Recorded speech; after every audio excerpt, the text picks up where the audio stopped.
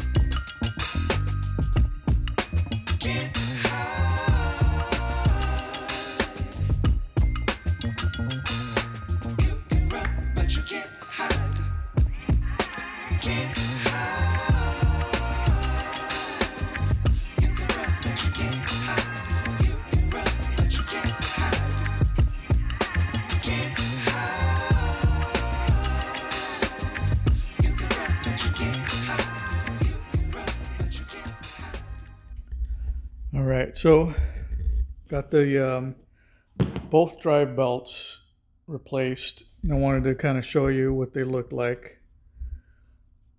So here is what is called the lower drive belt. And this is probably original. I mean, that is like 10 years overdue.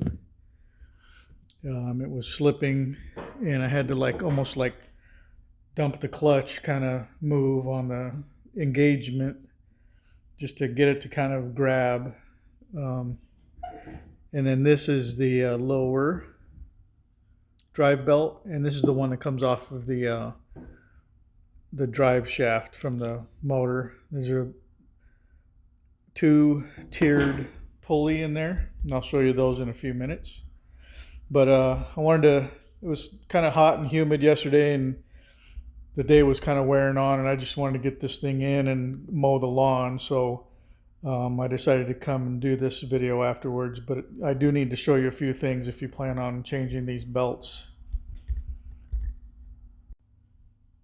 So I think the safest thing to do is remove the spark plug wire in case you're turning on something and it just happens to catch the magneto and get a spark going or something. Just better safe than sorry. Something I didn't do, but I thought about it and I was about halfway in. Next, I would say get this plate off. There's only two screws, one there and one there. Very easy to take off. Take the knob off, and then it'll kind of work out. That'll give you access to the basically the lower pulley and a lot of other things in there that you might want to adjust, including the link for this guy here that engages the blade. Something I still need to work on. I have to figure out how to get that to really fully stop the deck from turning. So I'll be doing some projects on that in the near future. Next, you're going to have to lift the seat, remove the battery. There'll be a little tray under there, and I'll show you that right now. All right, so I took the battery connections off. I retained the nuts and bolts to connect the terminals so I don't lose them. So I get this with one hand. Burly. And then you're going to have some sort of tray or holder down here. This is a good tray, so remove that. It comes straight out. Put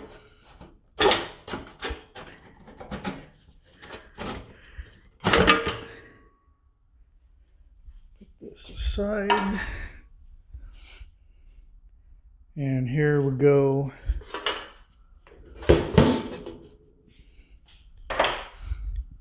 Now these are your drive pulleys. The small one is the upper belt. You can see that goes down to the axle. And then this belt is driven by the motor, the lower belt. And I'll show you that. Right there. That's your lower belt. If you could see, that turns that pulley, and then secondary is that upper smaller drive belt. But anyways, so that's how you're going to get some access to take this guy off. There's certain steps you're going to have to take. So basically what you're going to have to do is take this pulley off. Just take this one bolt off. There's kind of a star interface between that shaft and then the ID of this pulley. And then that'll pop right off. And then you can work that small belt off. That's the easy part. From here, depending on how old your mower is, the next steps will be a little challenging. All right, so this is the shaft. The motor's right there. It's got the direct shaft, and then it has this kind of two-tiered pulley.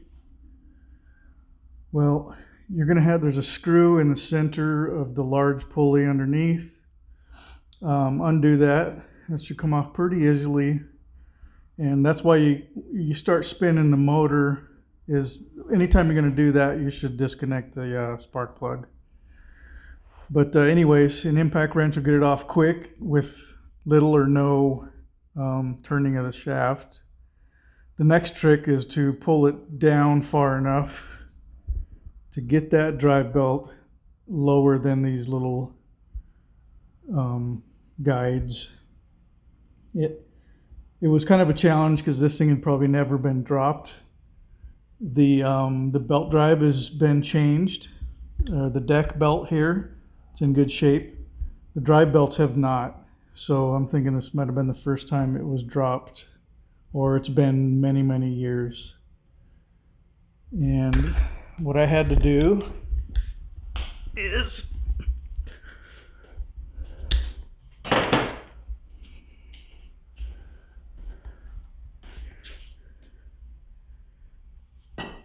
see that hole there on the bottom of the frame plate here? I had to use my crowbar, and that's probably exactly why this hole is here.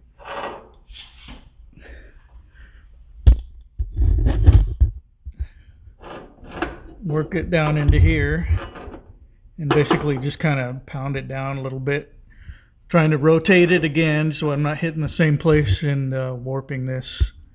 And then it worked its way down, and then I just had to bring it down like about 1.5 inches maybe, and then that'll loosen the belt.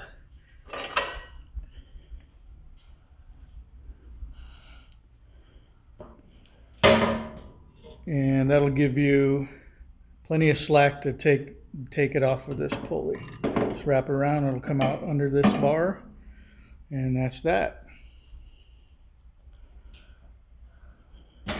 Now, as far as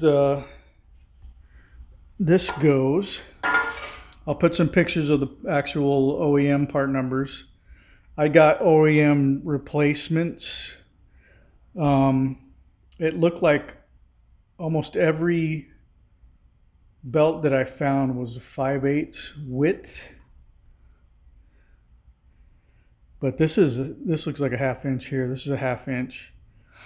So I took a gamble on getting a 5/8 here, and I'll tell you how that's going so far.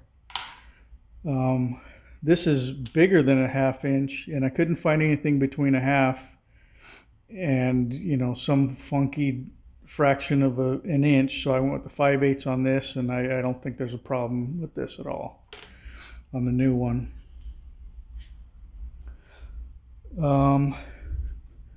So a couple things you need to know when putting this back together. You do it all in reverse. Get that secondary, or the lower belt on first. Put it on into this lower groove. This comes up and down as you're trying to get them mounted. Put it on over the shaft under the engine. Put that pulley back up. Put the bolt on and just kind of, put that in place, because there's no need to mess around under there, and that'll also keep the belt kind of in place. The next is putting this thing back on. So like I said, there's like a star kind of, it's almost like a little arbor. It's just the shaft has these star points, and then there's female matching grooves on the pulley ID. And there's a lot of tension because now you have a new belt on there. Mine being 5/8 probably didn't help the situation, but I think the belt will break in and give me a normal operation. And I'll explain what normal operation versus what I'm experiencing is. Hard part is lining those up and then pushing the pulley down. So I've tried a lot of things, but really it came down to just sticking a 2x4 in there and just pulling it in, and then rotating the shaft to meet the star on the pulley. And then if I just pushed it down, and then once it's engaged into the star, you can kind of relieve this and put the nut back on, and it's pretty easy from there. But figuring out what to put in there without damaging the pulleys. And it looked like I had some good success with the 2x4. I wouldn't go with anything harder. And I'm not sure if I would have used a 1/2 inch belt, I would have had to put that much effort into it. But I guess time will tell if I got the right width belt. So that's kind of how the process is going to go. The only seizing of parts that I came into was the shaft down here with the 2 pulleys. And like I said, it only took like 5 minutes to kind of get where I could use it. I just didn't want to damage anything because I want this thing to last.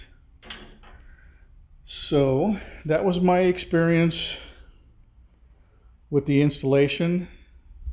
And then when I started using it, I noticed that when I was putting the pedal all the way in and had it in neutral, it would still drive a little bit, real slowly. So for a while, I just kind of drove it around, brought the throttle down, and putting it in neutral, put the throttle down. And so if it did stay engaged, I wouldn't kill myself or run over somebody. But as I got toward the end of mowing the yard, it seemed to have kind of been corrected. But I'm going to have to be careful with that for a while. Make sure that I'm not like driving right into traffic in one of these high gears, because man, it moves now. It moves great. So that's it.